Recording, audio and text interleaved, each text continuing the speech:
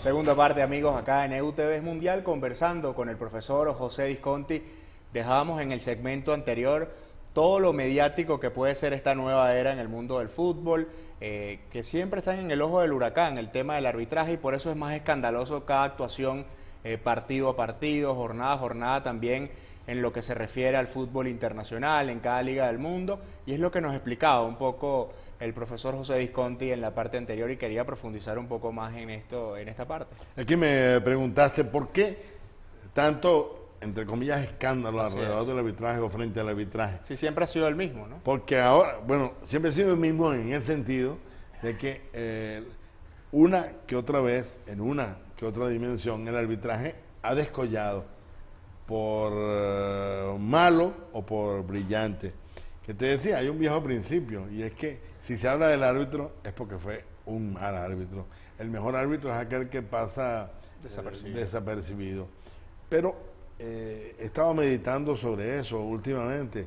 Caramba, ¿por qué razón se habla del arbitraje? Uno tiene que colegir, como he colegido yo de inmediato. Lo que pasa es que ahora hay más gente involucrada en el hecho arbitral porque hay más gente involucrada en el hecho futbolístico.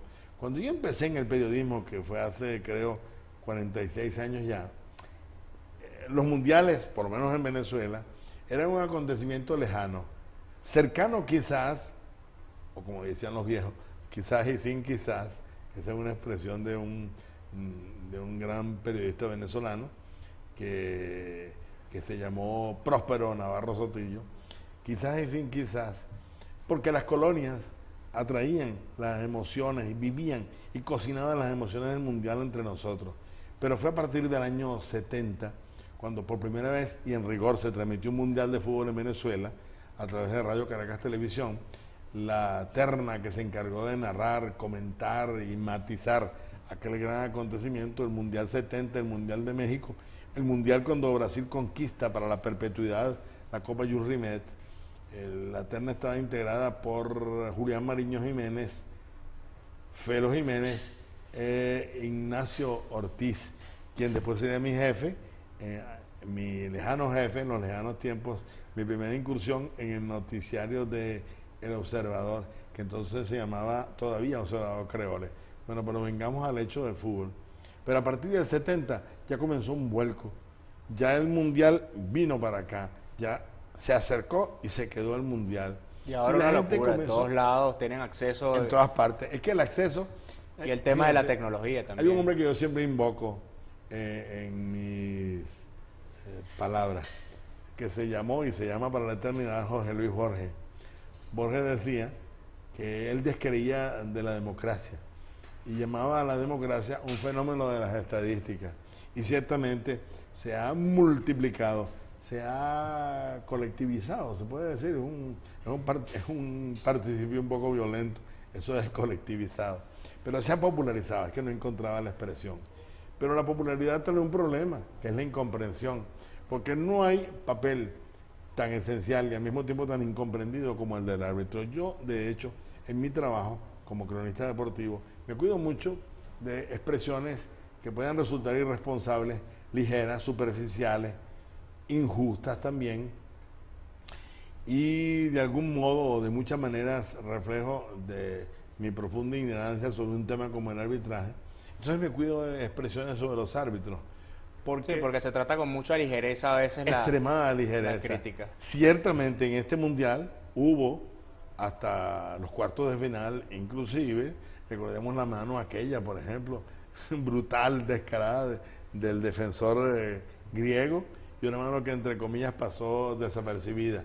Pero en general hubo en este mundial se ha portado al altura. buen arbitraje y mal arbitraje. Por ejemplo, el hombre que presumiblemente va a dirigir la final, Irmatov, es un hombre que... Barrizzoli, el italiano. Rizzoli, bueno, sí, igualmente, que tiene una gran categoría y una gran trayectoria.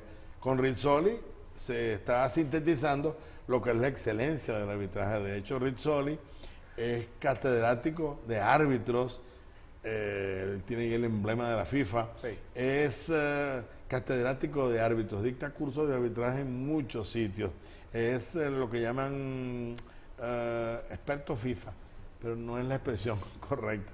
pero así apurado lo digo, es un experto de FIFA para el arbitraje.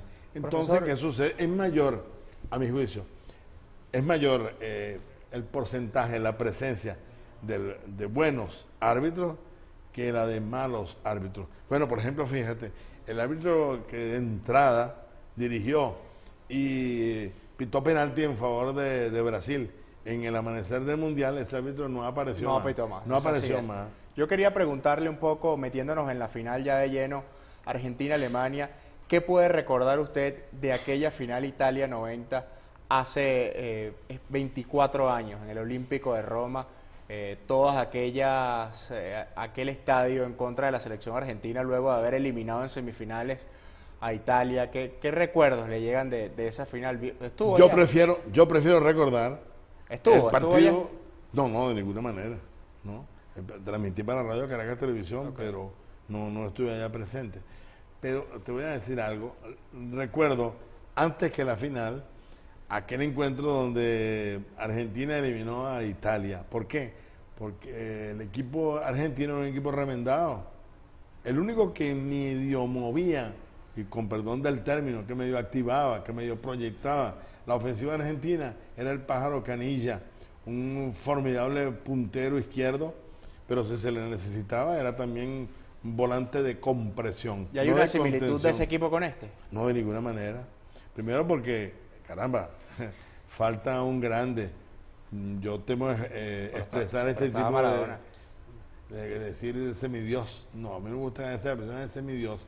No por razones religiosas, sino porque hablar de semidioses es algo peligroso, porque los semidioses tienen pies de barro. El caso, por ejemplo, si vamos a hablar de semidioses, Pelé, quien en 1966, yo era seminarista en aquella época, y lleno de estupor leí el resumen de aquel partido cuando Bulgaria molió a patadas a Pelé, lo molieron a patadas, y entonces él tuvo que abandonar el campo y decía así la expresión: Pelé salió cojeando hacia el olvido. Eso es un semidios con pies de barro. Pero lo que quería adelantar, ya que me lo preguntas, ¿qué recuerdo de aquel mundial y de aquella final? En primer lugar, la gran predisposición de triunfo del conjunto argentino y la enorme y casi quirúrgica frialdad del equipo alemán. Con toda su experiencia, profesor, porque me tengo que ir a la pausa nuevamente, ¿sí? Quiero saber ya, metiéndonos en el hoy, cuáles son las claves que usted ve para este partido, porque son presentes totalmente diferentes. Alemania viene de arrollar al conjunto local, mientras que Argentina viene haciendo un trabajo más obrero y con mucho desgaste, luego de disputar 120 minutos ante la selección holandesa. Eso lo vamos a hablar un poco después de la pausa, porque tengo que hacer publicidad y hablarles de nuestros amigos de Alpha Learning. ¿Sabías que el dominio del idioma inglés es obligatorio en las comunicaciones oficiales de la FIFA? Pues sí, domina el idioma inglés con horarios flexibles y personalizados. Ingresa a www.inglesalfa.com.be. Alpha Learning, horarios flexibles y personalizados.